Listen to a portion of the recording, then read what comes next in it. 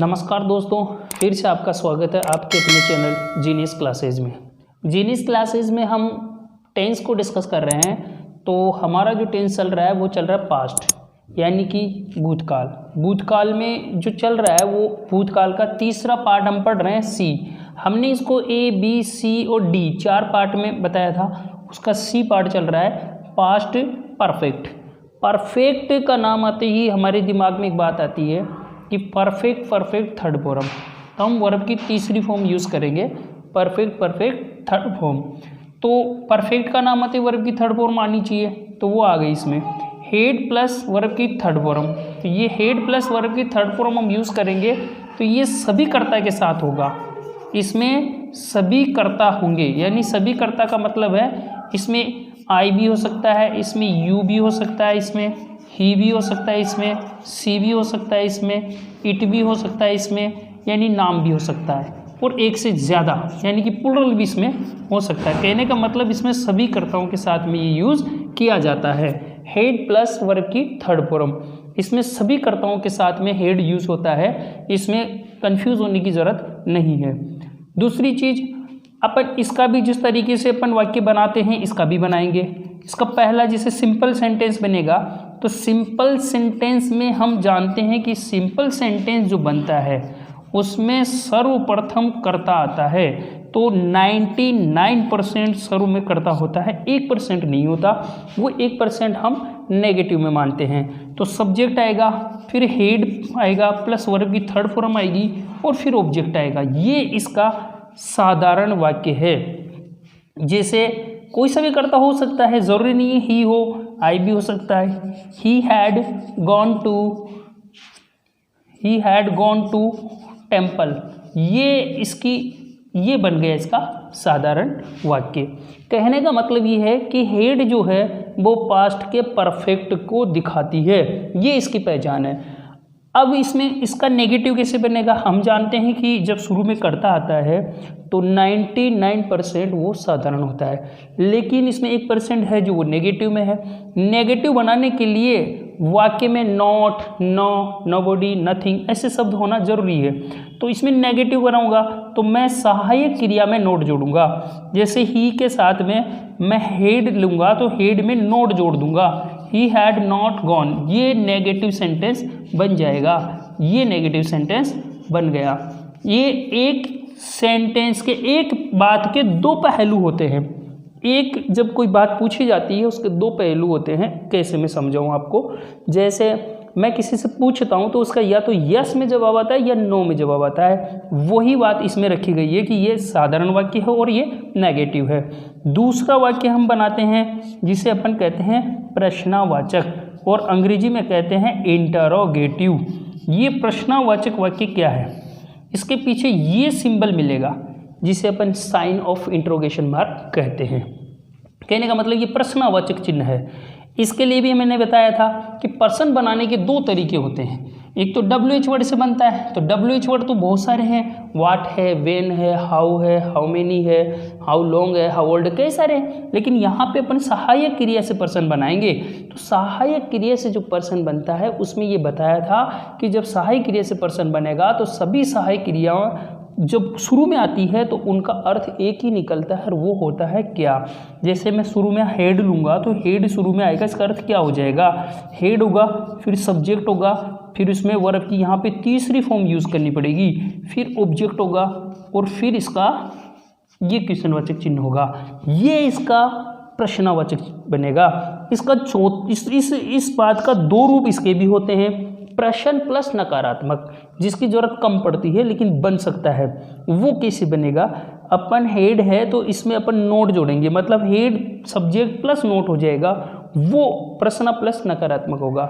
लेकिन इसकी ज़रूरत कम पड़ती है, हम इसे यूज़ नहीं करते ज़्यादातर, तो इसको कर लेते हैं अपन।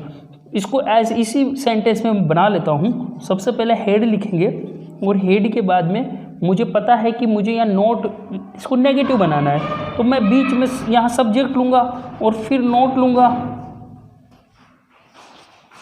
और फिर वर्ब की थर्ड फॉर्म यूज़ करेंगे। कोई से भी यूज़ कर सकते हो आप, आना जाना, खाना पीना, रहना, जैसे भी फॉर्म आपको नज़र आए। रीड ए बुक, ये यूज़ कर लिया, ये प्रश्न प्लस नकारात्मक हो गया। ये है पास्ट का परफेक्ट, ये है पास्ट का परफेक्ट, यानी पूरी तरीके से कार्य का होना पाया जाता है इसमें, तो इसको कहते हैं पास्ट परफेक्ट। अब अपन देखते हैं कि आफ्टर और बिफोर, ये जो आफ्टर और बिफोर है इसका कैसे इसमें यूज़ होता है और आखिर ये पास्ट परफेक्ट की किस तरीके से पहचान है, ये बहुत इंपॉर्टेंट है, ये इसका रोल बहुत ज़्यादा है। ये कंपटीशन हुआ या फिर करेक्ट फॉर्म होती है जो 10th और 12th में भी देखा गया, उनमें बहुत ज़्यादा आता है। तो अब देखते हैं अपन बिफोर और आफ्टर को। बिफोर और आफ्टर को क्या है इसमें, देखिए बिफोर और आफ्टर का जब अपन यूज़ करेंगे तो बिफोर और आफ्टर का किस तरीके से यूज़ होता है ये देखना है हमें। तो जैसे इसमें क्या होता है, इसको एक सिंपल वे में समझते हैं अपन। ये एक सेंटेंस है, इसमें 2 सेंटेंस हो जाते हैं, जैसे बिफोर लग गया, समझो बिफोर हो सकता है या फिर आफ्टर हो सकता है। एक इजी वे में समझेंगे इसको। इसका एक कि ये इसमें है क्या, ये दोनों में से एक आएगा, ये या का निशान मैंने लगाया है, इसमें दोनों में से एक आएगा, दोनों नहीं आ सकते। इसमें एक नियम है कि बिफोर का मतलब पहले होता है और आफ्टर का मतलब बाद में होता है। तो इसमें 2 सेंटेंस होते हैं, अगर इधर हेड प्लस थर्ड फॉर्म आती है, 99% हेड प्लस थर्ड फॉर्म इनके पहले आती है, यानी कि पहले सेंटेंस में हेड प्लस थर्ड फॉर्म आती है। अगर ऐसा है तो इधर वाले वाक्य में सेकंड फॉर्म आएगी। अब इसको ऐसे समझ लो, कैसे भी समझो, दोनों का एक जगह नहीं होना, यानी हेड प्लस थर्ड फॉर्म उधर आएगी तो इधर सेकंड फॉर्म आएगी। कहने का मतलब ये है कि इधर सेकंड फॉर्म है तो इधर हेड प्लस थर्ड फॉर्म है, और उधर अगर हेड प्लस थर्ड फॉर्म है तो इधर सेकंड फॉर्म लगेगी। दोनों एक दूसरे के विपरीत आएंगे, ये इंपॉर्टेंट पहचान है। इसको अपन ऐसे भी कह सकते हैं, अगर इस तरफ अगर पास्ट का परफेक्ट आता है तो उस तरफ सिंपल पास्ट आता है, एक तरफ सिंपल पास्ट होता है, दूसरी तरफ पास्ट का परफेक्ट होता है। ये ज़रूरी है, इसमें ये इंपॉर्टेंट है इसका। देखो कैसे आता है, इन एग्जाम्पल समझते हैं अपन। एग्जाम्पल देते हैं, जैसे कई बार देखा होगा, ऐसे आते भी रहते हैं, जैसे द पेशेंट हैड डेड,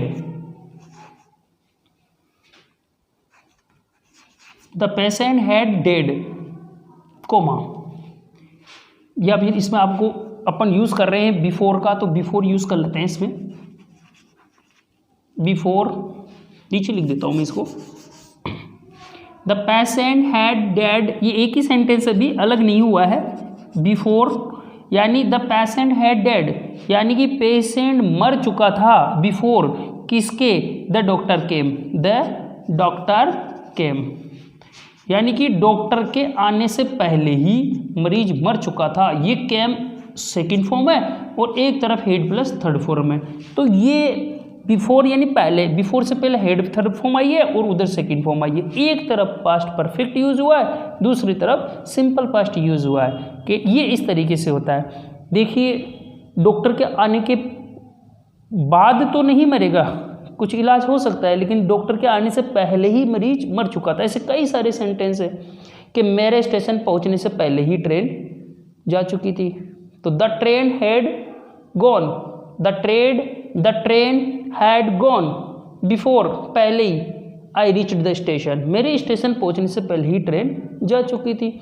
ऐसे कई सारे सेंटेंस है कि बरसात रुक चुकी थी मेरे घर पहुंचने से पहले, ऐसे भी हो सकता है, या मैं स्टेशन पहुंचने से पहले बारिश रुक चुकी थी, ऐसे भी हो सकता है। तो दोनों इसमें यूज़ हो सकता है, तो इसका थोड़ा ध्यान रखना है। जैसे एक एग्जांपल लेते हैं, जैसे पुलिस है, तो पुलिस चोर के पहले दौड़ेगी या बाद में, तो हमें इस बिफोर आफ्टर को उस जगह से ही यूज़ करना है। जैसे पुलिस पहले नहीं दौड़ सकती, पहले चोर दौड़ेगा फिर पुलिस दौड़ेगी, तो उससे पहले, तो पहले कौन दौड़ेगा, तो पहले तो चोर ही दौड़ेगा। तो ऐसे एग्जाम्पल को सेट करते समय बिफोर आफ्टर का सही यूज़ करना चाहिए। तो द रन तो सबसे ज़्यादा रेन कौन करेगा, द रेन तो वही करेगा, चोरी करेगा, उसके पीछे पुलिस भागेगी। तो ये एक नियम है कि भाई ये बिफोर आफ्टर अगर आता है तो एक तरफ हेड प्लस थर्ड फॉर्म आती है और दूसरी तरफ वर्ब की सेकंड फॉर्म आती है। एक तरफ पास्ट परफेक्ट आता है तो दूसरी तरफ सिंपल पास्ट आता है। ऐसा नहीं है कि इधर सिंपल पास्ट नहीं आ सकता, आ सकता है, कोई मना नहीं, आ सकता है, इधर सिंपल पास्ट आ सकता है, उधर पास्ट का परफेक्ट आ सकता है, ये है। तो इस तरीके से, जैसे एक इधर ट्रेन का और दे देता हूँ मैं,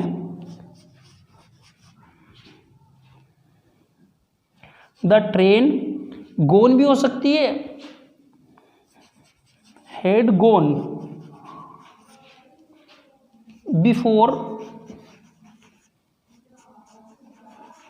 आई रीच्ड द स्टेशन। ये लो सब, ये हो गया इसका।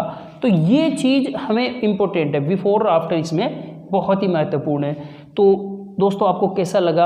अगर आपको ये वीडियो अच्छा लगा हो तो आप इसे लाइक करें, शेयर करें और इसको सब्सक्राइब भी करें। और आपको मैं एक चीज़ बता दूं, आने वाले दिनों में आपको वाइट बोर्ड मिलेगा, 1 या 2 दिन बाद में वाइट बोर्ड की व्यवस्था हो जाएगी। फिर आपको जो दिखने वाली समस्या है वो थोड़ी कम हो जाएगी, मतलब ऐसा जो दिखता है साफ नहीं दिखता वो आपको साफ दिखने लग जाएगा। बहुत बहुत धन्यवाद आपका देखने के लिए। Thank you, bye.